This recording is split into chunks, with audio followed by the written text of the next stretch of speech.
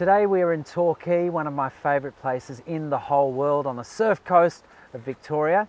We've taken the Jayco JPOD Outback down for a spin.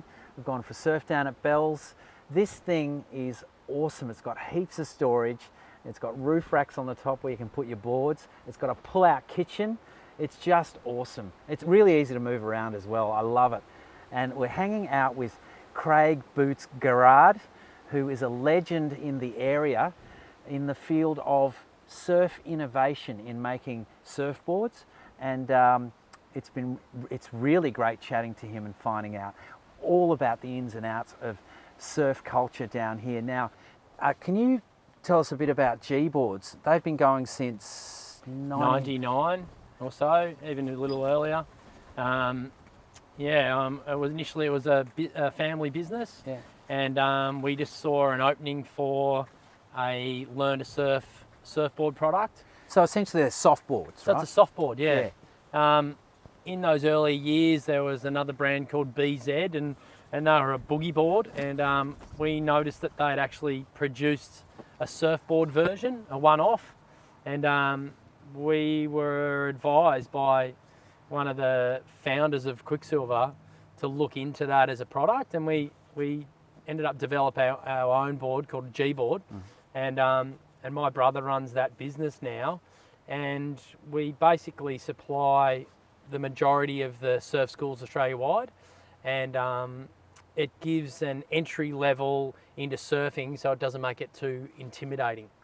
So in the spirit of innovation, that's really outside the square thinking, because surfing was such a in scene, right? Especially the hard boards, and I imagine it would have been quite intimidating for a young person to get into, or a woman to get into surfing. What was the surfing scene like that?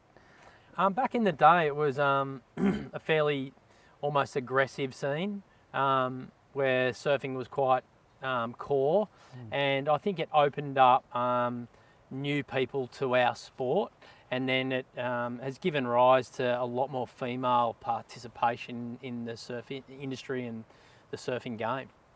So I guess through that whole process as well, the innovation to making boards has changed.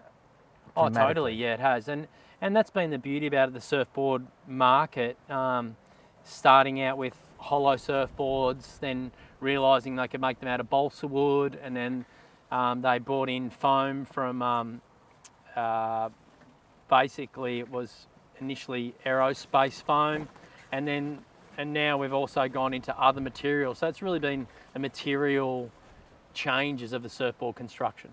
And that's all, a lot of those things have all been created and innovated down here, right? They have been, yeah. Yeah, Torquay is quite a unique place for innovation and flexibility within the surf market, because we live and breathe it. Yeah, fantastic. Yeah. So now I can see that there's been this opportunity in Torquay to offer a state-of-the-art shaping machine, so that boards can be replicated. It saves a lot of time and hard work for the shaper, and we can actually accept files anywhere in the world, and the boards can get cut here and manufactured in Australia, which is good for the country. So that's ultimate customization, right? So I could create the Phil board. That's right. And I could just fill out the form that you send me. How does it work? Essentially, you can speak to your local shaper. Yeah. So there's iconic shapers in and around Torquay, and those guys then would put an order in for Phil, and we can manipulate that design over time to make it suit your needs better. Fantastic. And so you've got Morris Cole. Yep. Corey Graham, yep. Yep. And then we've been dealing with Strapper, a local surfboard business, who in actual fact, some of my first surfboards as a young child were from those guys. So it's gone full circle, and we are just trying to support the local industry. Fantastic.